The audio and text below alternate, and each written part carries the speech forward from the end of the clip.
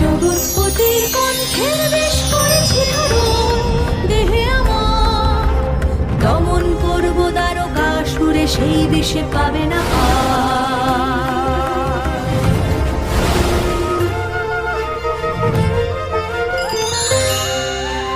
ঘোর যুদ্ধে হুঙ্কারে ভাবছি আমি তোকে, কার বিষে করিস বড়াই, কার বিষ দেখি বাঁচায় কাকে।